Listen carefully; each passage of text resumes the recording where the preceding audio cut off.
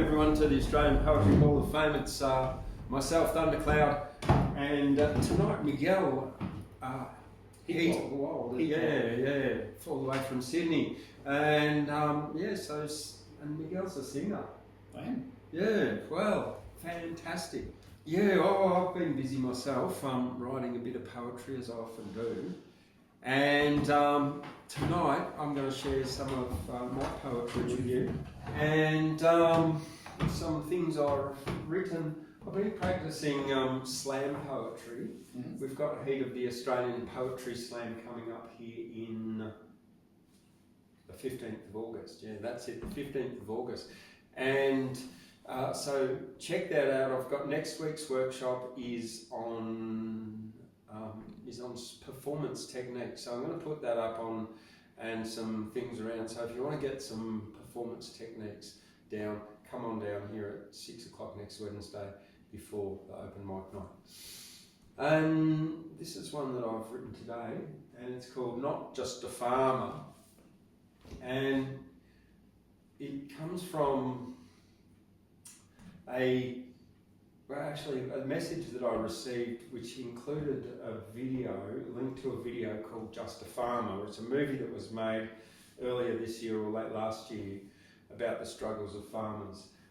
And so I got inspired to write this, and yeah, this is what I've got. And I've just been performing it and practicing it, and that's the kind of notes that I write. Usually, I was practicing this for stand-up performance, so yeah. I might even feel free to stand.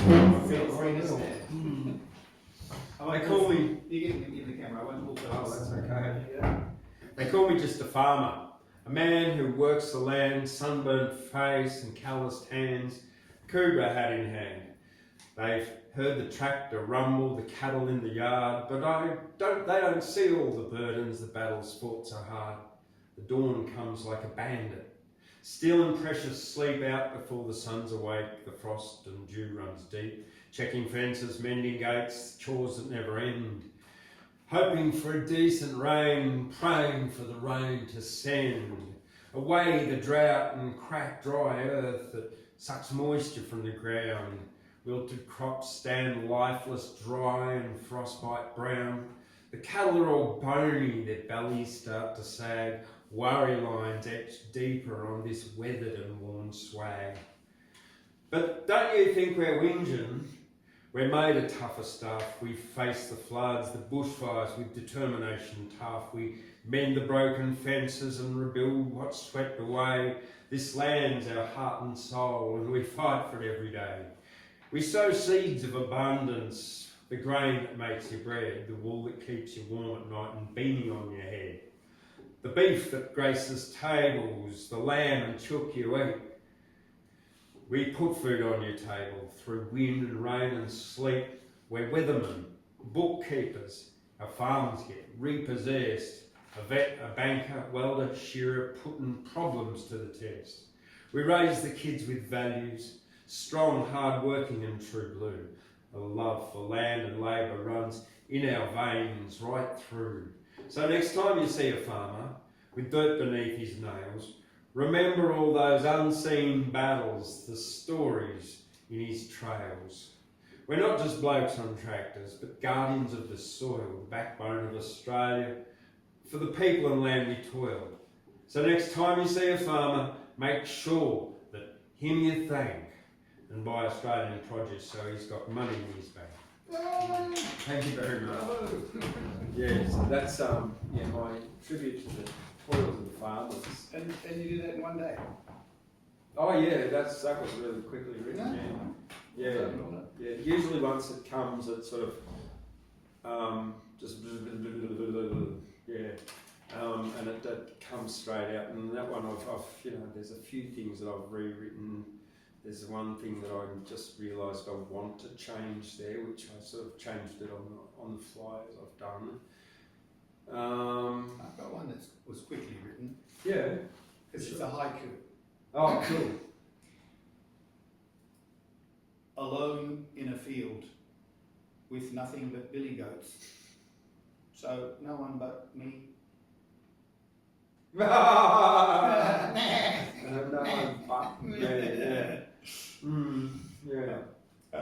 That's good. Clever. Now, I have recited this, but I usually sing it. And it's, whenever I introduce it, I make sure that people understand it is not autobiographical. I'm one of those blokes. If I go to a dance, it's best if I stand by the wall. 'Cause Sheilas don't often wear steel-capped boots. It embarrasses me when I fall. My feet are both left, of balance bereft. I'm ungainly and clumsy and slow. But I scorn your pity, don't need it a bit. You see, I have a talent also. So here's to the dancers, their rhythm and skill. Good on them wherever they are. But you'll never see one more graceful than me when I'm bringing back beer from the bar. When I was a kid, if I asked, can I play? The answer was always get nicked. When the teachers made captains line up and choose teams, I was always the last to get picked. The ball would whiz by 'cause me hand and me eye to randomly coordinate. Rejected and raw, it was years till I saw myself blessed with a much better fate. So here's to the sportsmen, their rhythm and skill. Good on them wherever they are. But you'll never see one more graceful than me when I'm bringing back beer from the bar. Though I've been single for most of my life, a ladies' man I'll never be. The unlucky woman who would be my wife would have to be clumsier than me. Though enthusiastic, me actions too spastic, I can't help it, that's how I'm made. But me character's good, and that's just how it should be. Without it I'd never get laid. So here's to the lovers, their rhythm and skill. Good on them wherever they are. But you'll never see one more graceful than me when I'm bringing back beer from the bar. My life would be tragic if not for that magic that's truly peculiarly odd. And instantly after I've paid for the beer, transforms the drunk into a god. I glide through the crowd as light as a cloud, though the glasses are filled to the top. My footsteps are stable till I reach my table. I don't spill the tiniest drop. So here's to the drinkers, to us who don't spill. Good on us wherever we are. And you'll never see one more graceful than me when I'm bringing back beer from the bar. Cheers.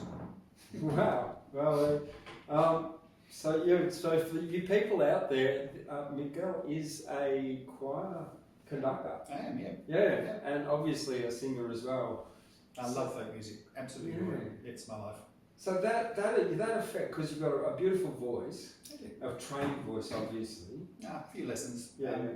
I did start out liking, well, I still love classical music, and I do that in another group of mine. But yeah, folk is my jam. Okay, and what is the folk group that you conduct? Or Well, my choir's called Ecopella, Ecopella. and so all the music is a cappella. It's sung without instruments, and it's all about the environment. It's an activist choir, and it's been going for about 26 years. That's probably my main gig.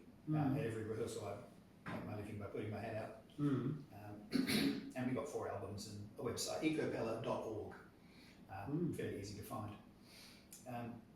And yeah, I've got some other groups. I'm in a beautiful trio with two lovely friends of mine called Song Brother, and we sing traditional folk songs, but also we like 1970s prog rock.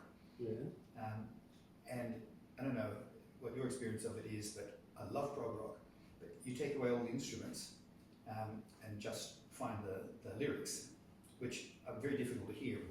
I find it really hard So to hear for rock me, music because lyrics. I'm not sure what prog rock is, probably some of them. Yes, Gentle Giants, Jethro Tull. Oh, okay.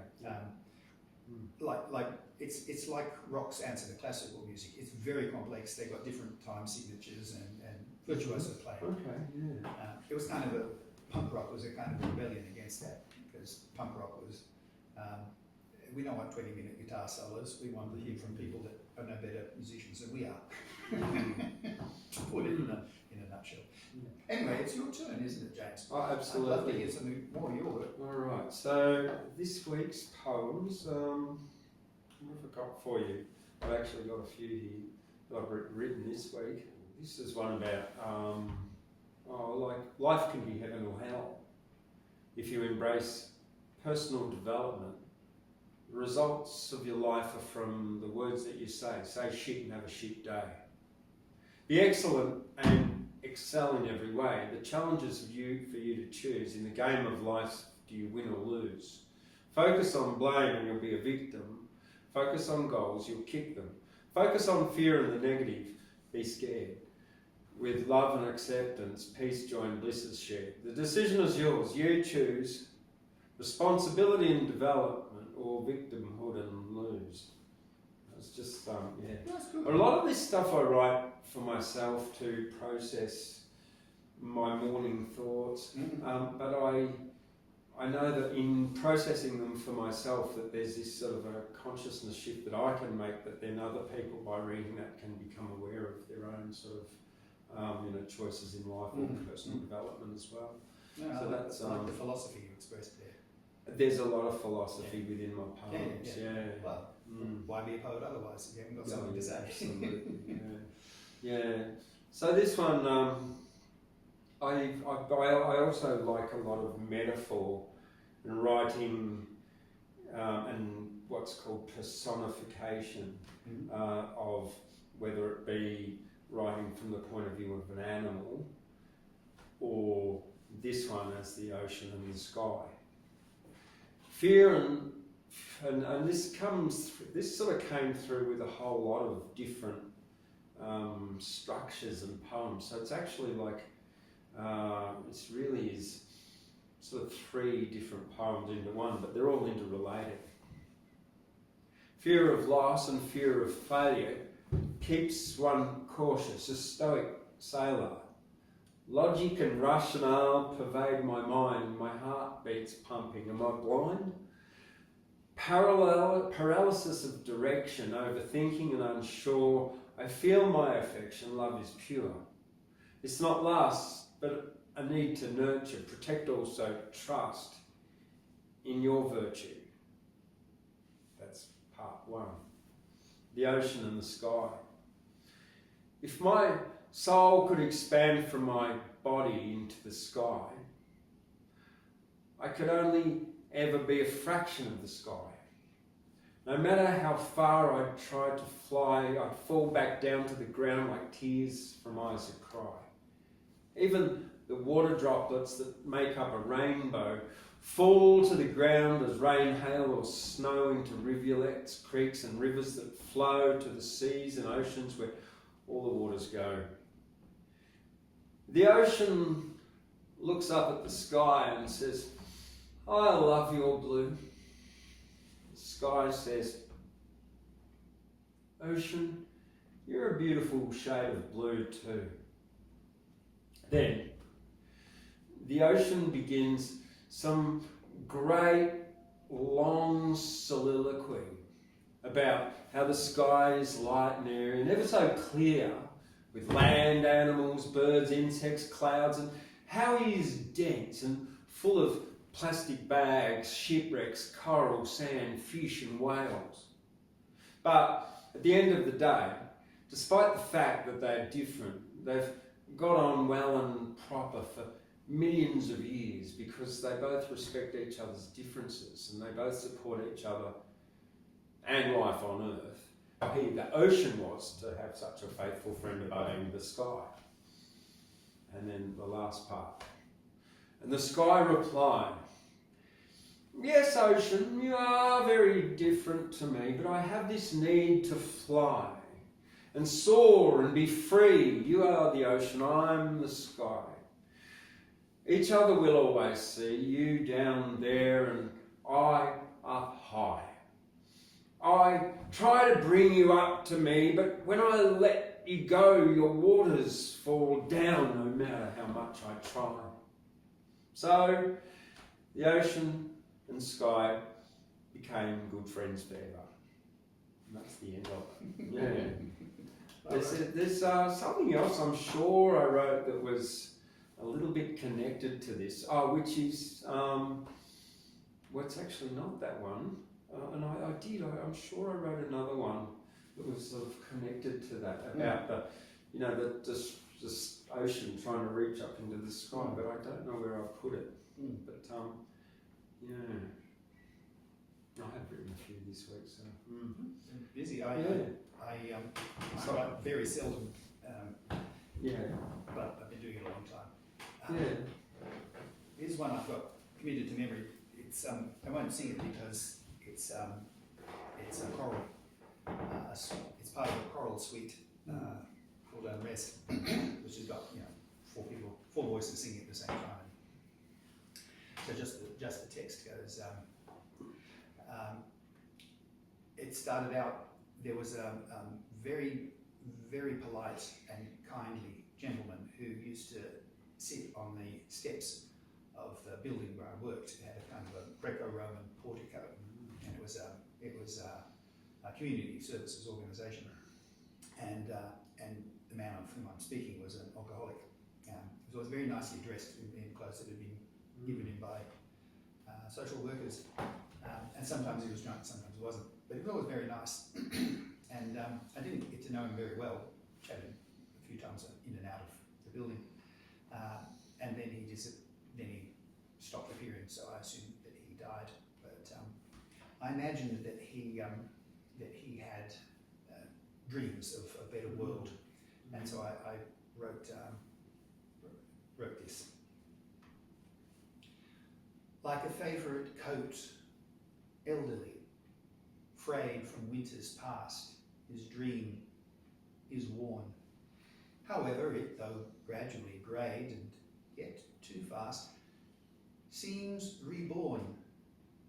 The threads have come apart, and there is none to mend, but although torn, no shred will he discard, but wear until the end its warmth forlorn.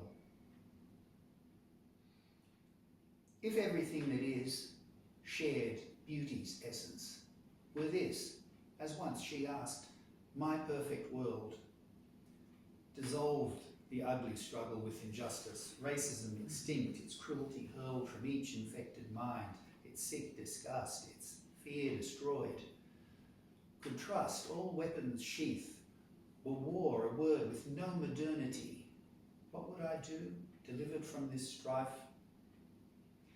Within her arms' acceptance, would I breathe again the perfume of eternity and forever kiss the glory of her life? My thoughts have strayed on alien paths to heaven and sipped impossibility's thin nectar. For slow terrestrial steps, afraid to stumble. So I have to go back a bit. I think I made a mistake. My thoughts have strayed on alien paths to heaven and sipped impossibility's thin nectar. For slow terrestrial steps, afraid to stumble, without the spring that youth and friends had given, now convey a sour, crumbling spectre, stalking uneternal realms and humble. The way I follow leads to lengthening shade. The memory of her sunlight gilds my sky's immense, heart-lifting sunset. How can it not fail and fade? Night will not be delayed. for at the last it's death that never dies, love's beauty but imagined infinite.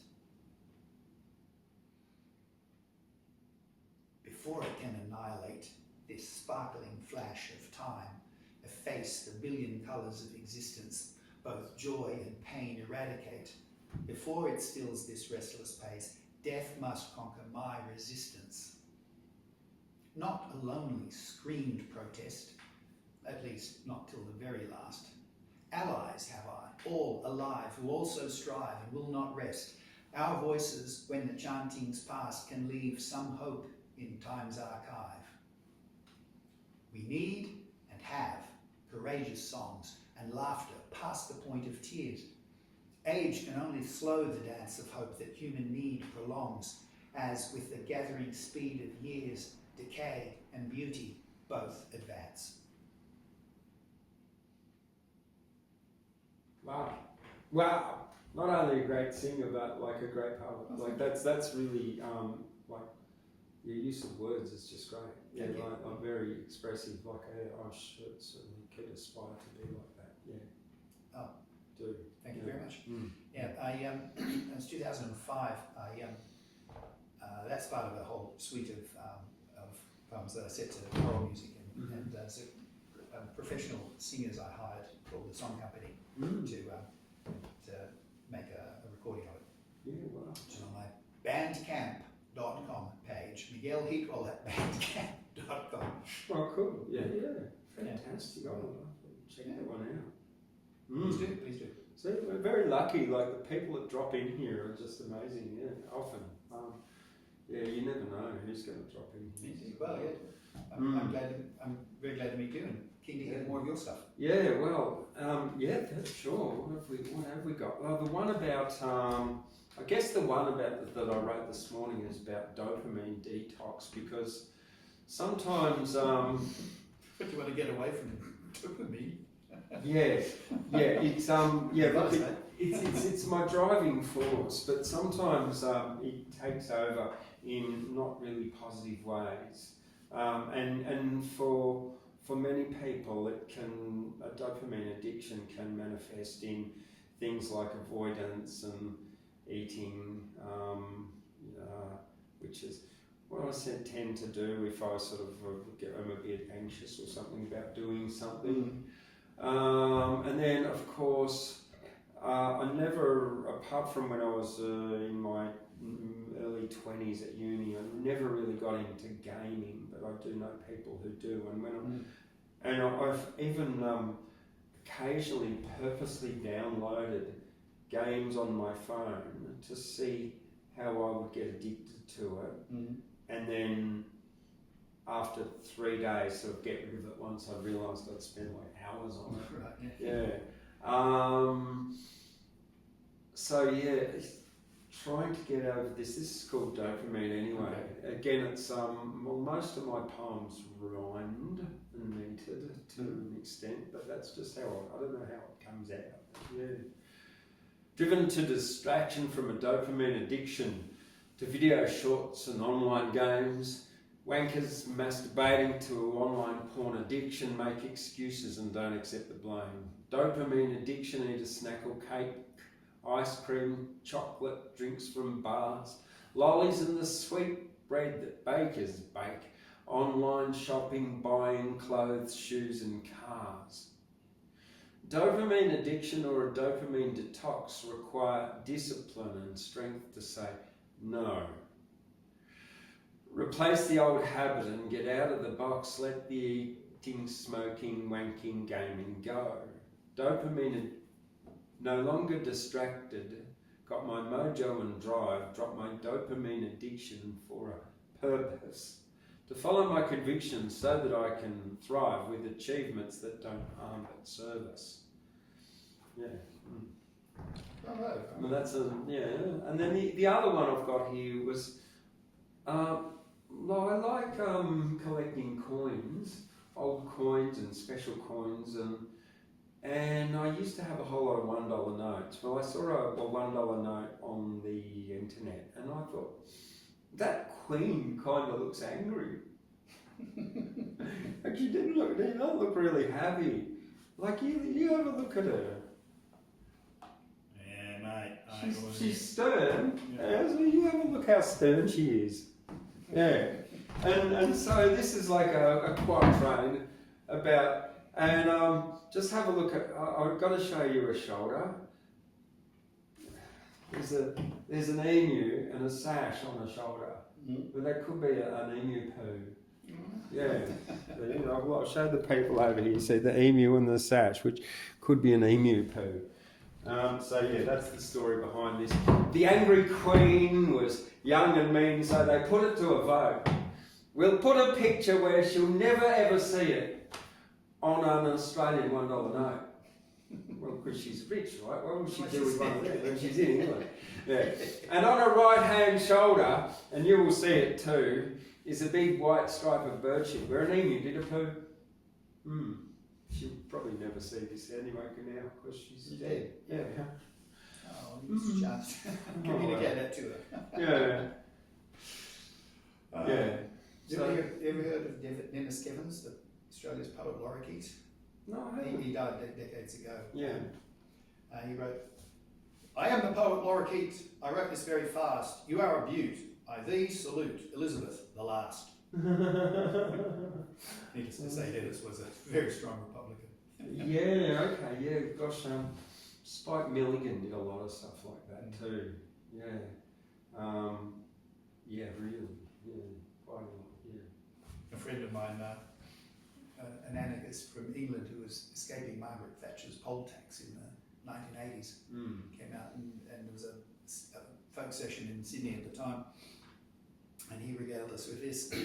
Australians are up in arms about the Empire's ghost. They'll not pay for a royal yacht nor drink a loyal toast. But I'm an English bastard, me, and right out loud I'll cry. So you don't want our fucking queen? Well, neither, mate, do I. So you don't want our fucking queen? Well, neither, mate, do I. Now history can repeat itself. We'll ship her out in chains and force her to clear up the waste on Maralinga's plains. And I, for one, will cheer to see all pompous ships fall down. But tell me now, why should we stop at pulling down the crown? Yes, tell me now, why should we stop at pulling down the crown?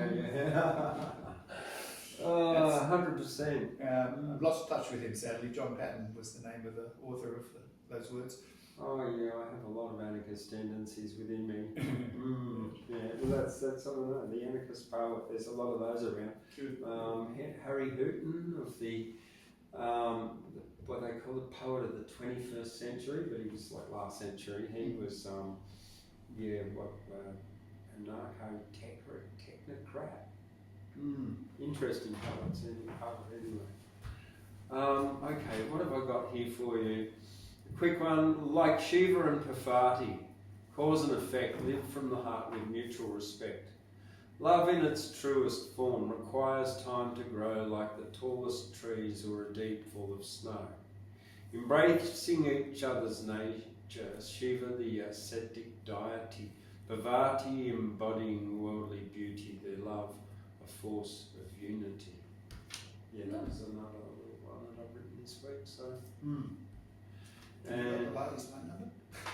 Parvati. Parvati, she sounds nice. Oh, look, you know, she was, you know, her devotion to Shiva was like amazing. Like she meditated for something like 1,000 years, and then she went and stood on one leg for 1,000 years, and then she stood on the other one for 1,000 years. I guess if you've got time to spare. Well, yeah, until he actually, you know, realised that she was really truly devoted to him. Yeah. And then there's the one about cryptocurrency, because I've sort of as an Aquarius have a sort of a thing for technology, utilising it. And the age of the Aquarius is very much a technological age. And so here's a riddle for you to decrypt. Somewhere, let's start that again. Here's a riddle for you to decrypt. Somewhere the switch was flipped. Major IT outage affecting banks. Remember last week? Yeah? There was that major IT outage. This is what this is about. Yeah. The blue screen of death. So yes. It's I will start it because there's a few little things. Maybe William Dawes could be what's short for William. Bill. What's another name for Dawes? In your fence, you guys. Oh, Bill Gates. Yeah, William Dawes, little soft, Microsoft. So here we go. Here's a riddle for you to decrypt. Somewhere the switch was flipped. Major IT outage affecting banks. You have William Dawes to thank in media outlets across Australia and globally. A little soft failure.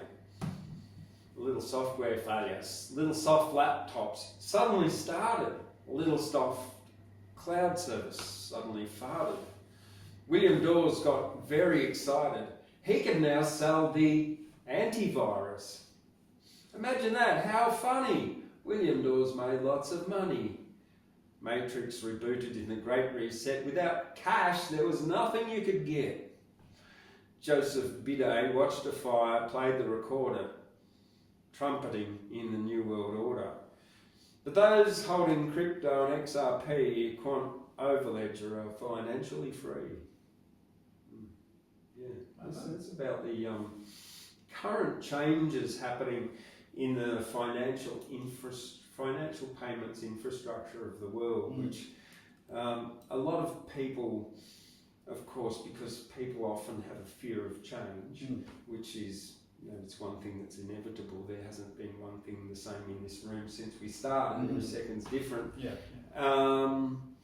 And so in order to understand a fear, to understand something helps you overcome fear. And when you understand it, you can, work with it and that. So understanding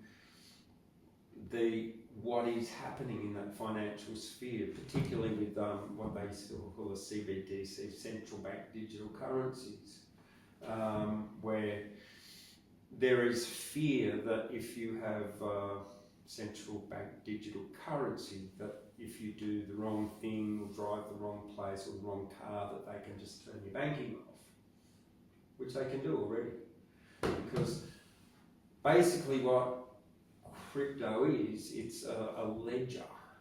And a ledger is exactly how your money is stored in banks at the moment and has been stored in banks for hundreds of years on a written ledger, then a digital ledger.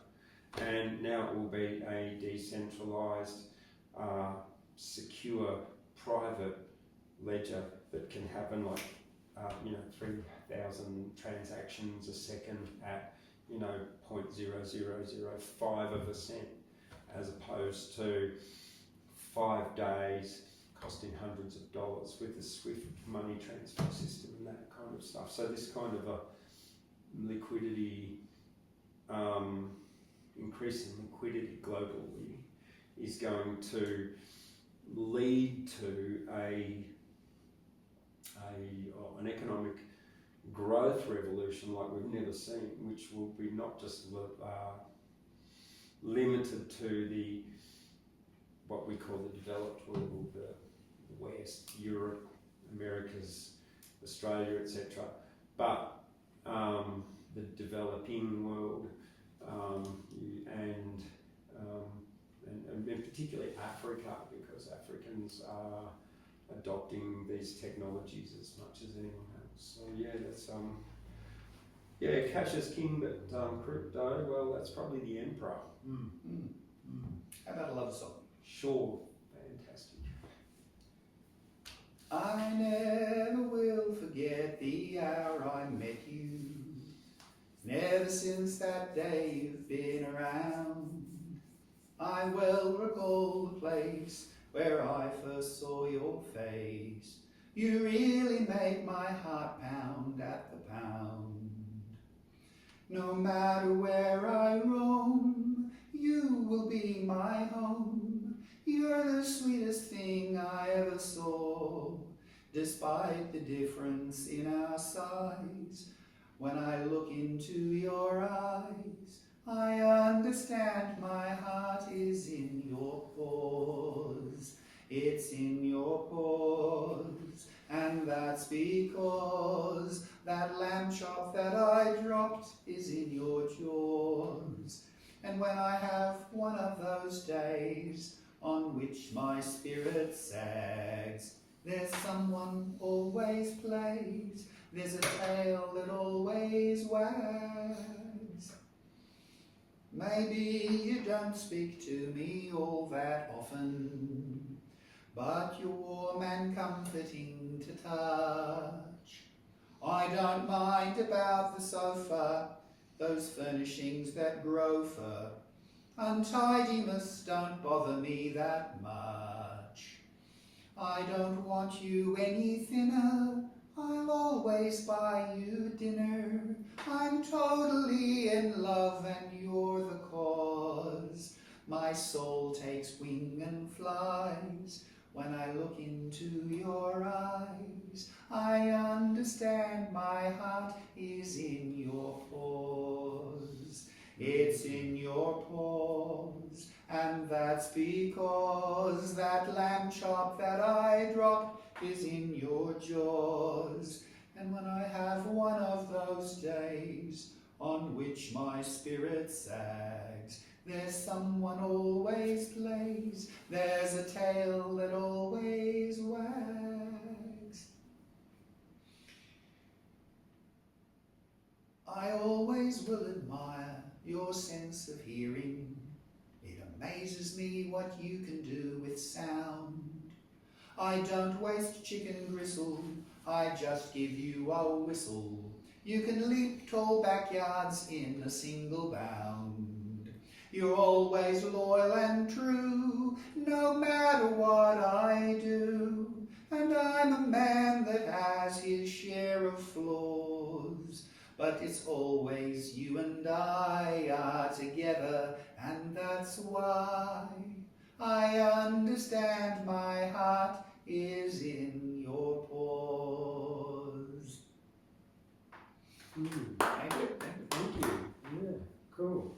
Well, we have got a great selection tonight. Okay, announcements. Let's go through the announcements. What do we got? Well, first of all, if you do want to donate to the Australian Poetry Hall of Fame, there's a GoFundMe link in the description down there or over there. Plus, there's also the crypto links in the description, the crypto wallets. If you want to send crypto, Bitcoin, XRP, anything else, that's all down there. Ethereum on the Ethereum or the XRP blockchain. And coming up, on the 15th of August, we've got the Australian Poetry Slam in Guyra here. And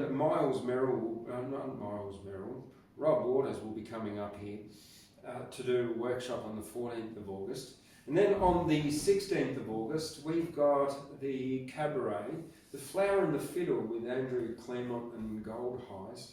It's a cabaret with a meal. It's $35 and it's on a Friday night starting at 6 o'clock. Fiore Musicali are coming to the Australian Poetry Hall of Fame with a Latin American eclectic mix. And that's on the 21st of September at 3 o'clock in the afternoon. Don't forget, every Saturday morning we've got the Guyra Market here from 8:30 to 12:30 in the Poetry Hall of Fame out there. So it's indoors, out of the wind, in the cold Guyra. And if you want to have a stall, it's only $10 to hold a stall. And Sunday morning I also have a yoga class at 9 o'clock to 10:30ish. The weather tomorrow in Guyra, well, it's going to be 3 to 13 overnight. Partly cloudy, so not quite as lovely and as balmy as today was at 15, but still a lovely day all the same and not too much wind about. And while I'm at it, why don't you give this a thumbs up? Write something like "Hey yo, Thundercloud" in the comments, or just like 777 because that's a great number, and give it a thumbs up and subscribe, and click that notification bell up there, ding ding, as they say. What else is happening? The Poetry Slam. And don't forget the Australian Poetry Film Festival. There's 3 categories of film.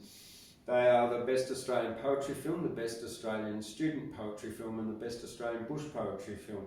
And you can enter via filmfreeway.com, Australian Poetry Film Contest, and the link's down below in the description over there as well. All right, well, let's get on with a bit more poems, a few more poems. These are ones that I wrote in, this was one I wrote on the 30th of January. Have you ever heard of urine therapy? I have not. No, okay, so it's an Ayurvedic therapy of drinking your own urine. And often people start with, 1 or 2 drops, and, as they get more used to the taste, they actually drink quite a lot, and it's good for a whole bunch of stuff. It's known worldwide as the divine healing wine. Yes, that's right, everybody, it's your own piss, it's urine. It's not contaminated, it's not what you think. Diluted in some water, it really doesn't stink. You can wash your hair in it, good for burns and skin. You can drink it or pee in a bath and jump right in. It's antibiotic and sterile, helps improve your health. The divine healing wine of urine is everybody's wealth. One useful thing for urine, it softens skin on feet. It smells worse if you drink alcohol, smoke and eat meat. If you don't believe me, then go and research this. You'll become a convert to daily drinking piss. Urea is in skin products. You can save a lot of money. Urine rubbed into your face is your own divine healing honey. Known around the world from ancient Egypt and throughout Asia. Once you're used to it, the taste will never faze you. My goodness. Yeah, you just never know, do you? I have a poem about piss. Okay. A song. Yeah. Typically. Well, it's both, but I'll sing it. I plan a micturition of exemplary precision. I accept it as my mission, never more to splash the floor. I imagine every fellow with a girlfriend's heard her bellow, 'cause that small puddle of yellow on the tiles always riles. I know a lot of women'll consider it criminal, and with compunction minimal complain about our aim. Though many do demean us, most of them have never seen us at this business with the penis, the thing whereof I sing. I am not making excuses, but I'd hope that our abuses with our body's excess juices, though not good, be understood. I don't know the member's physics, but a strange thing about it is its rigid will in morning visits to divide its gushing tide. The main flow thunders straightly and mystifies me greatly to observe how separately is offset a smaller jet. And although of lesser volume, as you watch this trickle fall, you might neglect what should appall you. Mate, it's falling toward the wall. Moreover, the remotest from your thoughts and quite unnoticed, a drip that's missed the moat is trickling down upon the ground. So what is the conclusion to be drawn from this confusion, this triple stream diffusion, this failing of the male? Well, if your garden has a citrus and there's no one there to witness, I can recommend the fitness of a splash upon the grass. But when in the interior we ought not act superior, but sit on our posterior, we can still be a man.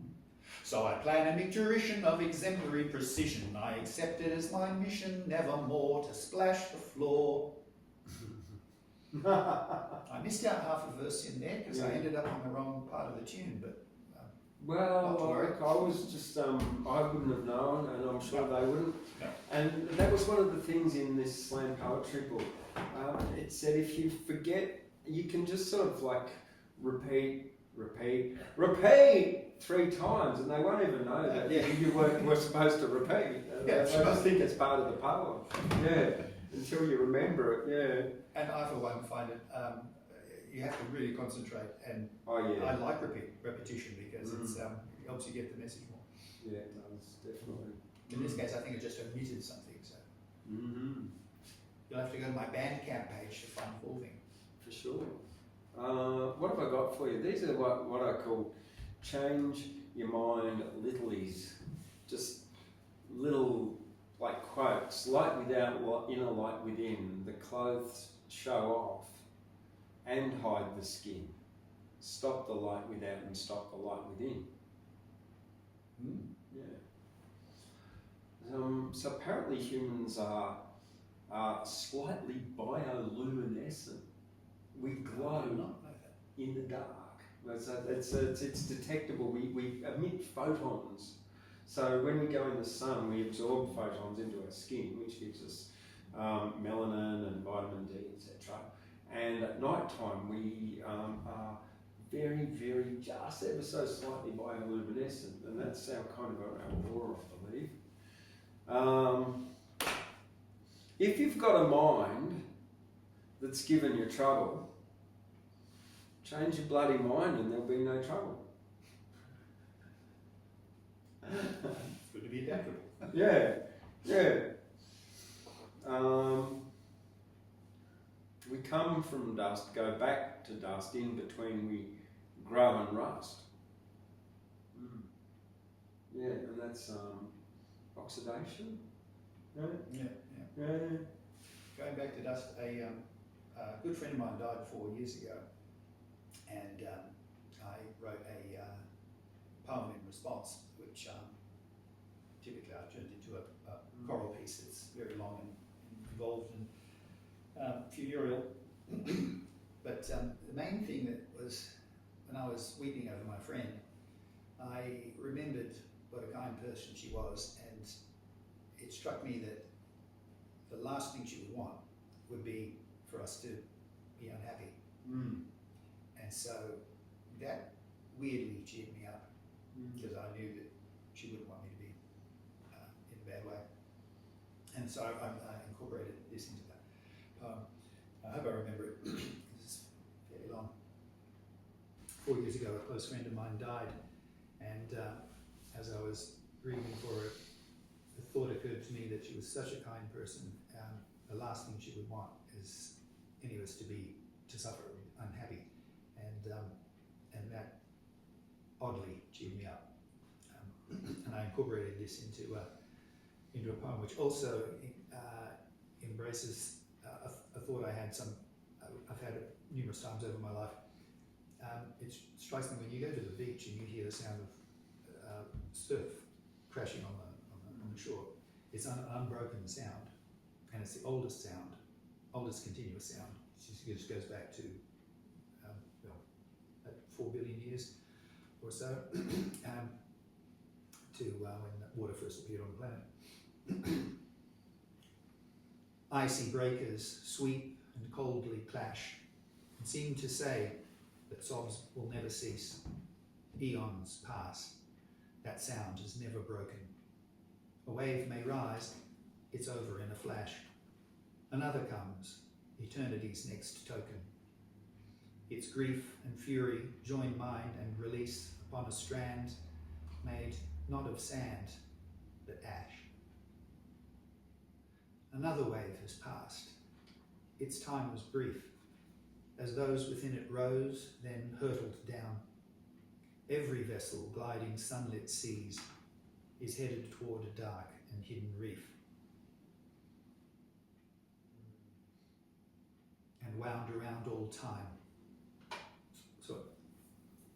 Is headed toward a dark and hidden reef that waits so water's shocking chill may freeze all friendship. The breath of love is born to drown, and wound around all time the sound of grief.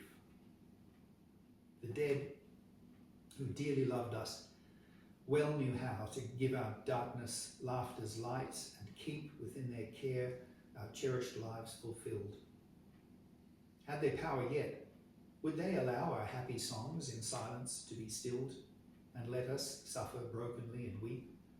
Or say we may still smile and play somehow?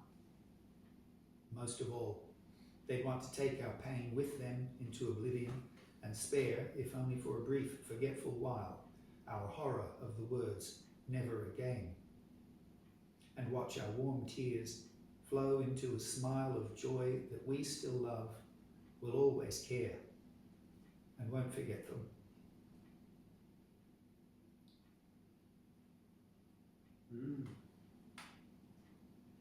And won't forget them while we yet remain. I nearly made it all the way through. It was, That's beautiful. I found it hard to do that. A special friend. She was the wife of one of my close friends. She and our partner were for more than 10 years in my choir, and just the most delightful human beings. Chris is, of course, still alive, but he's changed. He's still delightful, but he carries the grief with him always. Yeah, definitely. I think grief is one of the longest lasting emotions.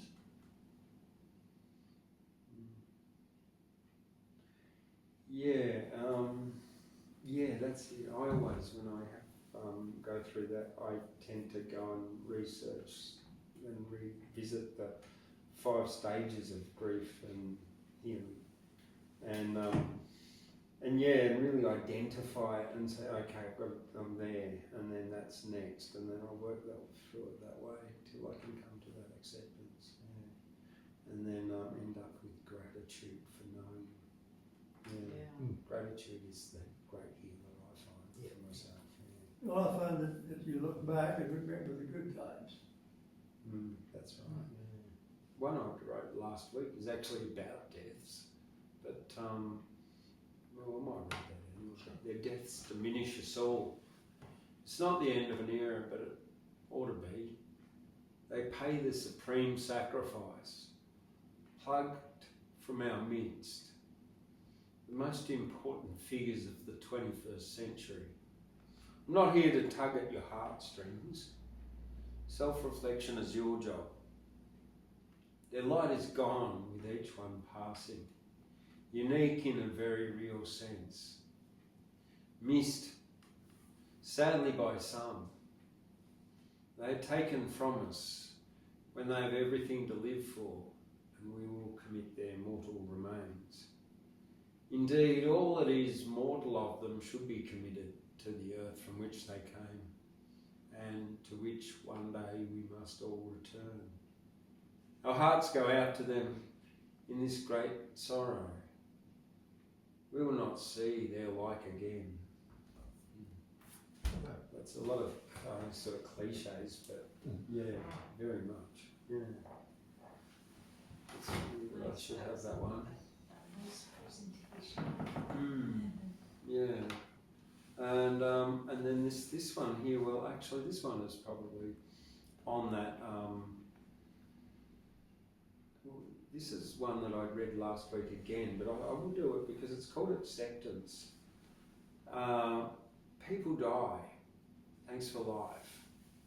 There's war, trouble, violence and strife, babies blown to bits, men taking bullet hits if the cat fits. There are people who are slaves, people in captivity, depravity, and people are inherently different, so there will always be inequality.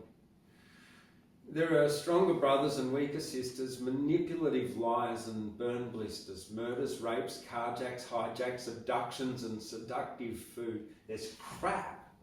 Some slap on a strap on sex where they crap on each other and suck the blood from a tampon, stamp on their head until they are dead. Stepmothers that lure stepsons to their bed, massages where they pull on your prick. Most of what they call food will make you sick. There's hatred, shame, blame, derision. Every action is the result of an individual decision. Judgment, fear. There goes another year, sitting on the same stool, smoking crack and drinking beer. Growing or shaven hair, I couldn't really care. With acceptance, there is gratitude for everything everywhere. My stomach is churning, my soul is also yearning to keep the fire burning for all the lesson learning. That's that. yeah, it's sort of it's a violent poem in a way, because it just says right this is all the rubbish in the world. Yeah, and there's not much we can do about it, but focus on this bit in yeah. Yeah. Well, it made me think of the United States. You know, And how happy I am to be here, where there's less of that. yeah. Not that there's none Oh, of that, no, but we're there's. very fortunate. I remember I was visited by a young lady who'd met a man in Armidale and moved from the States to live with him, and she'd been here 6 weeks.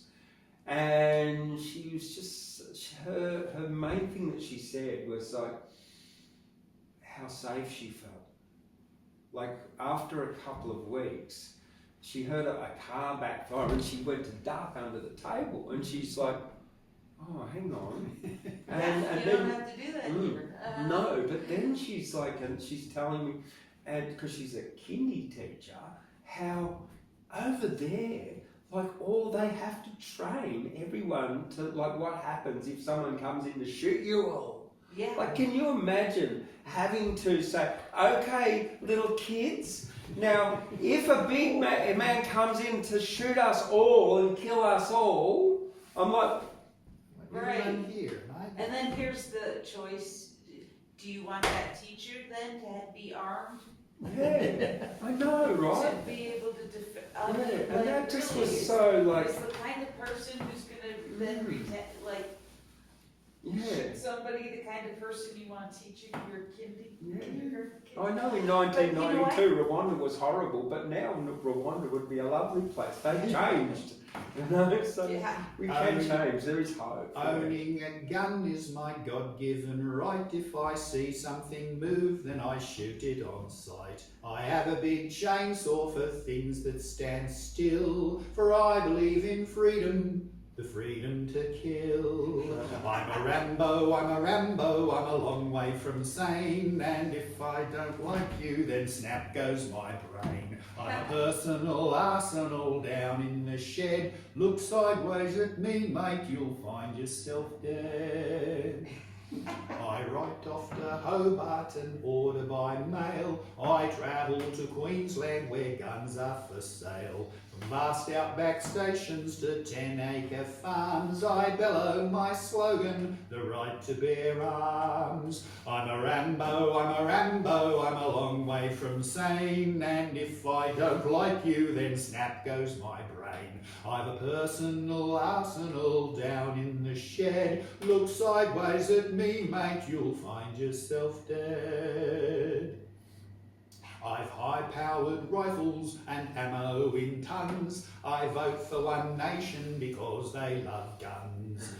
Kangaroo, beer bottle, roadside or can, I blast them to pieces to prove I'm a man. I'm a Rambo, I'm a long way from sane, and if I don't like you, then snap goes my brain. I've a personal arsenal down in the shed. Look sideways at me, mate, you'll find yourself dead. Wow. That was not mine, that was by the late great John Dengate, a good friend of mine, much missed, for the last 30 years. Oh, well, it certainly makes it interesting because you've got all these memorised and you're not reading them like I am. Yeah. Well, you write so bloody long and so much. He'd start off today by reading this long poem that he wrote today. Yeah. I write very, very, very less, fewer words. Yeah. I sort of take the approach that every time I've got something that's in my mind, I've got to write it down. But the reasoning kind of behind it is, I'll write a lot of stuff that's not so great, but in between there'll be these pearls. Yeah. Now, all the workshops I've been to say, if you're in the mood to write, just write. Don't stop and edit, because it'll turn off the flow. Yeah, absolutely, yeah. Generally I'll go back and edit it afterwards, and often it's just spelling mistakes, grammar, punctuation, that. But yeah, this one here I've certainly I've certainly found a few things that I wanted to change that, like, what did I change? The hoping for decent rain, praying for the rain to send. The droughting cry, dragged earth sucks and moisture from the ground, so that doesn't flood. Hoping for decent rain, praying for the rain to send away the drought and crack dry earth. That. So Yeah. by putting in those two little things, Yeah. it brings that story back together. Yeah. Yeah. This land's our heart and soul, and we'll fight for it every day. This land's our heart and soul. We fight for it every day. So taking away that and we'll and just a comma, we fight, makes it more powerful. Yeah. Yeah, And yeah. so I've just been and buy Australian produce, so he has money in his bank, and buy Australian produce, so he's got. So give it that bit more strength there. And then I've also, one of the things that I do is when I want to really perform something, you probably too, is that I've annotated this one because it's called Not Just a Farmer. And it's like, so in practicing it, to annotate it like that, then that gives it that, like this one. The dawn comes like a bandit stealing precious sleep. So I would like the dawn, like I would look sideways, like as I was like suspicious kind of thing.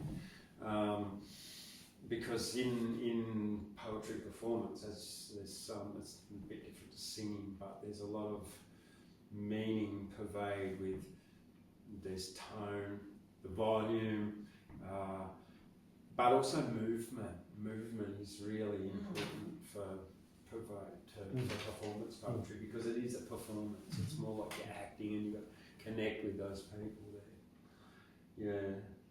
So I've got another one for you. Oh, I could do the Jabberwocky. Well, I've got that. You want to hear the Jabberwocky? Yeah. Yeah, why not? Lewis Carroll's the Jabberwocky. I know it off by heart, but I'm going to put it here, so I don't know why. 'Twas brillig, and the sliding toves did gyre and gimble in the way. All mimsy were the borogoves, and the gnome raths outgabe. Beware the Jabberwock, my son, the jaws that bite, the claws that catch. Beware the jub bird and shun the frumious bandersnatch. He took his vorpal sword in hand, long time Maxome foe he sought. So rested he by the tum-tum tree, and stood a while in thought. And as in uffish thought he stood, the Jabberwock with eyes of flame came whiffling through the tulgey wood, and burbled as it came. 1, 2, and through the vorpal blade went snicker-snack. He left it dead, and with its head he went galumphing back. And hast thou slain the Jabberwock? Come to my arms, my beamish boy. Oh, fabulous day, Callooh, Callay. He chortled with his joy. 'Twas brillig, and the slidey tove did gyre and gimble in the wave. All mimsy were the borogoves, and the gnome raths outbrave. Well done. Do it. Yeah. Oh, it's definitely like his best, and that one was given to me. Oh gosh, when I first arrived in Lyndon in 2017. Viv there, she's like, knew I was a poet. Do you know the Jabberwocky? No. Can you write it down for me? Oh yeah, all right. So I went away. I wrote it down, gave it to her, learned it off by heart, and and I've even written something similar along what is it called, in the flugel of Bliglash, which I can do from pretty much memory, but there's a few lines that I probably would like to refresh, because it's a pretty difficult one for me to recite because it's very similar to like that, but I will find it and I'll do it because it's a pretty cool one. In the flugel of Bliglash, the Grealock crashed Walking sliffishly is a klebim the drosh. Grably ended them, hoffingly zock. Hollock as to broidening, twad chickers plock. Twad chicken sport ze plock, avec Christus. Ze blushed and clapped whilst dressed up in flistus, but greel up and noticed, und klebim ze plock, avec ze broidening, sliffishly broidening hawk. Christus bushed the cacophone of whiff cack and quack, whilst Greelop got Doc Nifford shut the cacophone up. Sliffishly walked them, triffingly hussed Doc, as the flugel of Bligalash, wenked regliff mock.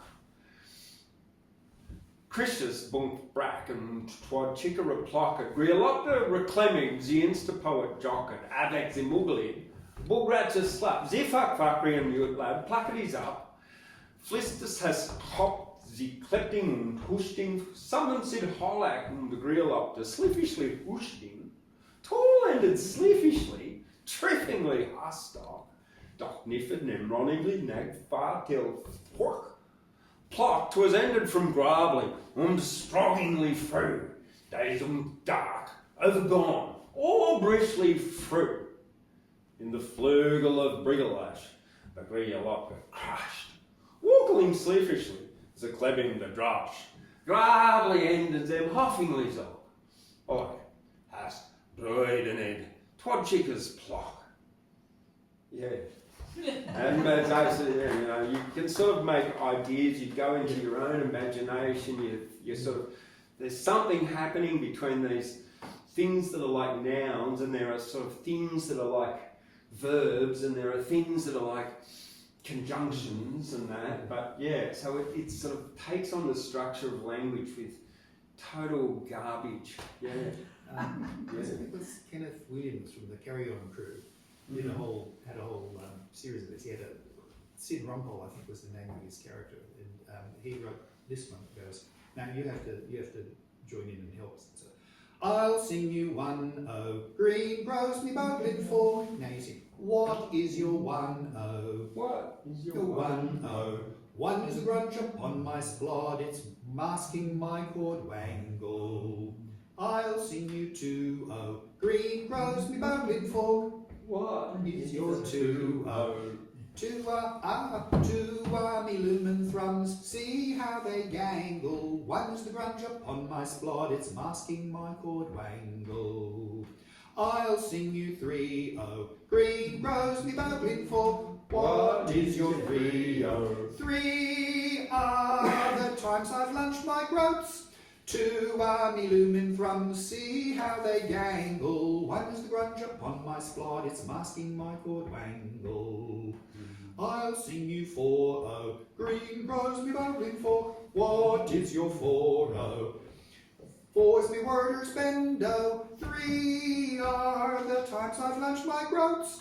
2 are me lumen thrums, see how they gangle. 1 is the grunge upon my splod, it's masking my chord wangle. I'll sing you 5-0.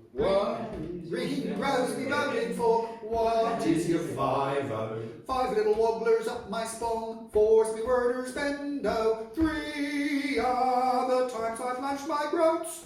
2 are me looming thrums, see how they gangle. 1's the grunge upon my splod, it's ruined my chord wangle. Wow. Chord wangle gets over. Yeah. So who did that? Kenneth Williams as the comic character Sid Rumpole. I recorded a friend of mine, Peter Jenner, on I've got a 4-volume, 4-CD collection of individual people doing folk songs as if it were one enormous party. And he does that one with a full chorus of room full of harmonies and stuff. Lots of fun. Oh wow, yeah. That's cool, yeah. So there's a book, just that on the table, could you pass me that on?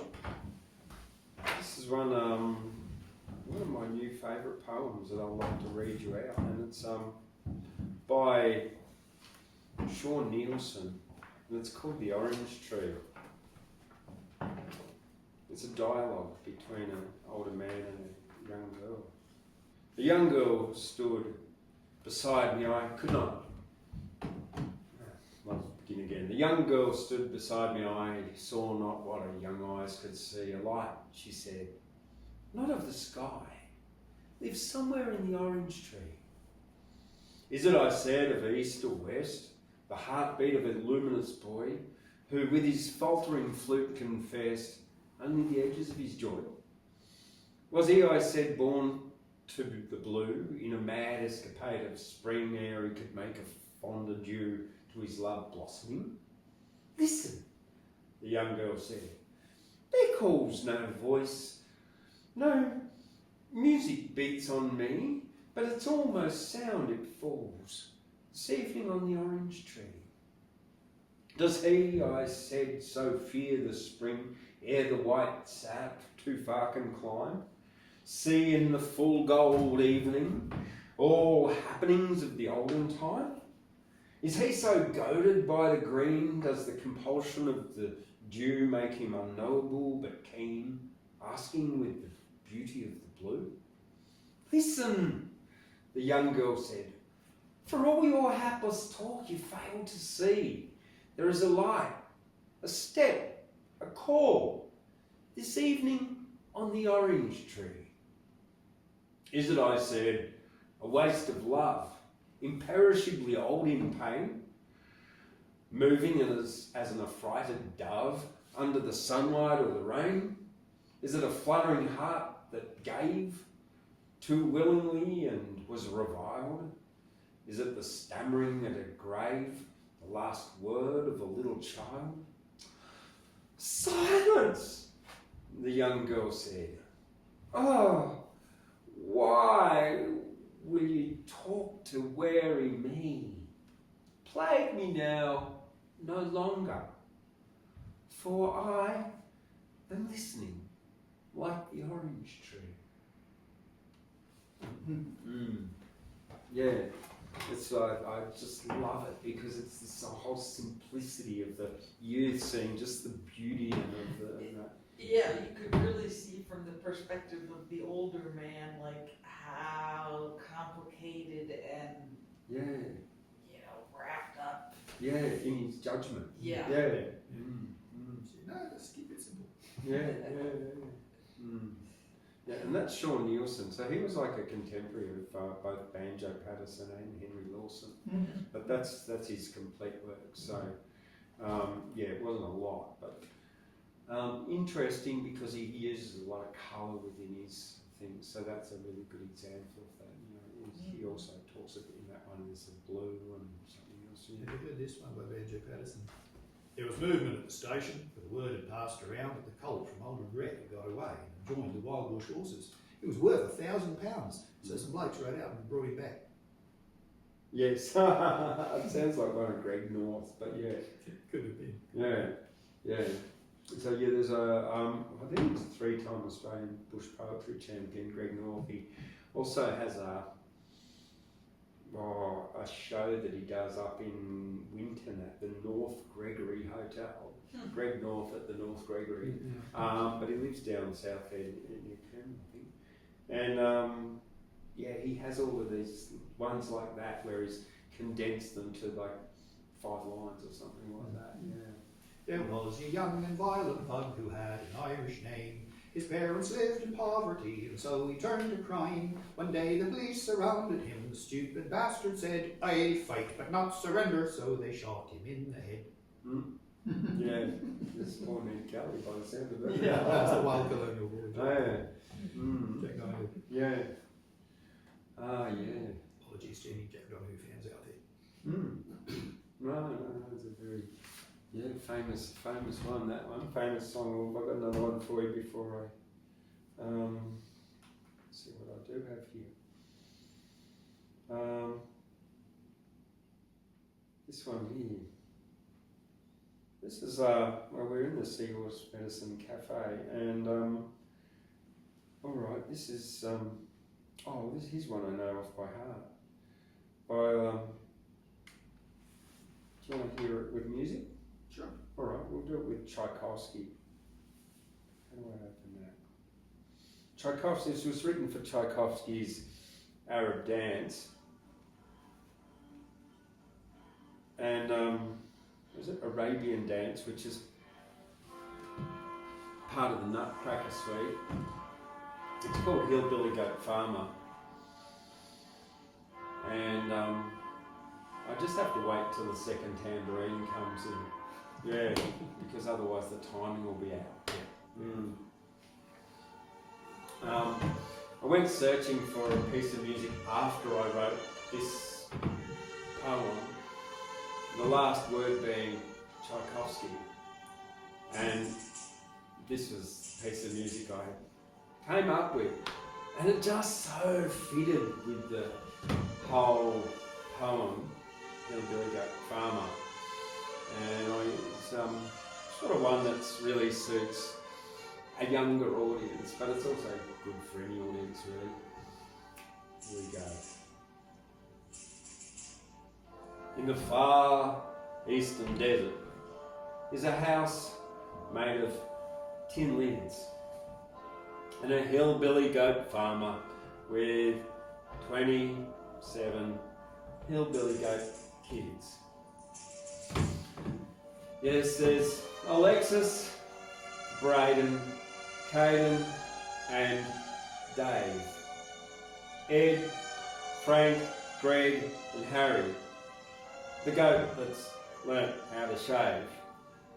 And that hillbilly goat farmer said to Ignatius and Jim, where is Kim, Liam, Mary, Nola, Orville, Peter and Quentin. Meh, meh, Roger replied, meh, they're with Sally and Tom, watching Ursula and Victor trying silly goat hats on. Ma, ma. Warren piped up and he said, I'm here with Xavier, Yolanda and Zachary, but number one is your favourite. The hillbilly goat farmer in a house of tin lids in the far eastern desert with 27 hillbilly goat kids said, well, when I ran out of letters, I wasn't sure what to do. Kid 27 was named 1. 28 will be named 2. I'm a hillbilly goat farmer in a house of tin lids and I keep a good eye on my hillbilly goat kids. And you know what? 29 will be named Tree. And number 30, Tchaikovsky.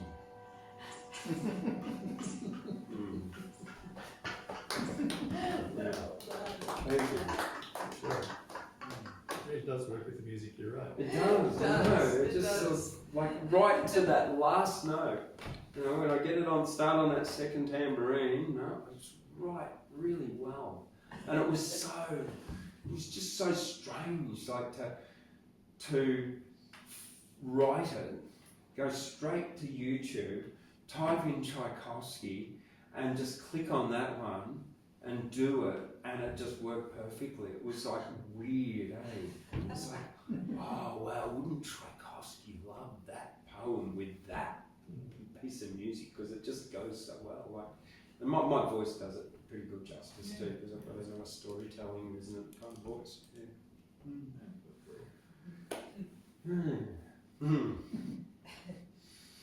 I've got one that I recited to Dad in the car. It's about memory loss. It's, I don't know if any others have used this structure. I can't be the first person in history to have invented it. But there are 4 verses and each verse adds an extra beat. So there's 3 in the first verse, 4 in the next, 5 in the next, and the last one is 6. And it's an ABC pattern. So each verse is 3 lines and then the ABC pattern repeats. So it goes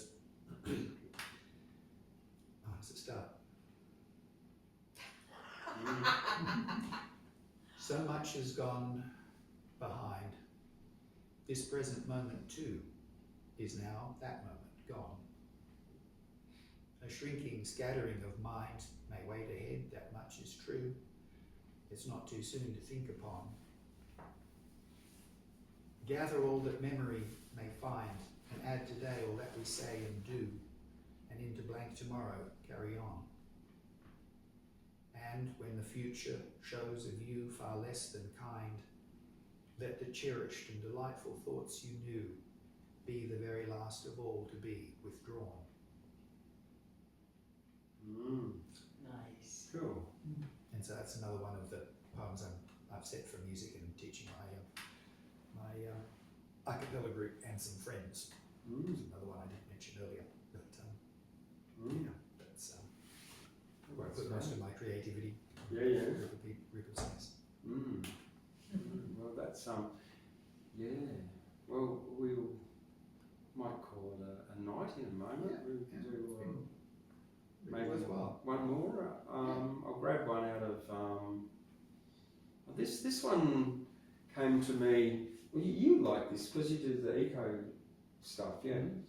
This one came to me back in 2016, and it was part of a suite of poems that I did for the Nimbin Performance Poetry World Cup. So I don't really need it. This one it's called Bowerbird. And this one came into my head from Auntie Pat's niece, who said, "Auntie Pat, it makes me sad. Some people are like bowerbirds, and that's mad." Well, the bowerbird is not your mate. He'll take and take and take and take. He hoards away the gold and blue, the junk and mask attracting you. He builds a house of straw and sticks and full of junk and plastic bits. The satin bowerbird, electric blue, pegs and pens and lighters too, bits of rope and plastic lids, garbage dropped by dirty kids. A regent bowerbird is no better, gold and yellow plastic treasure, hoarding for a rainy day, till floods they come or shipped away. Collecting stuff, attracting mates, making babies and out the gate. No love there in plastic treasure, the bowerbird is not so clever. It never used to be this way. Collecting flowers and fruits each day, the bowerbirds once knew better, collecting flowers and fruits as treasure. But now they're buried in a mound of plastic, and the bowerbird is just so tragic. Yeah, and that was written because I actually was walking along and I saw a blue satin bowerbird, and it was just full of blue plastic garbage. Yeah. That's all they have. I've seen the blue garbage piles The too. birds probably love it. Fuck, these are great. They do, yeah, because blue doesn't happen much in nature. Yeah. Yeah, imagine what they could do in here if they could just start taking Yeah, oh bins. gosh. No. Well, thank you very much for coming, and thank you out there in YouTube. If you've liked this, well, make sure you click on, give it a thumbs up, subscribe, and leave a comment like 777 or I love Thundercloud. Why not? We'll see you next week for Wednesday. We'll see you.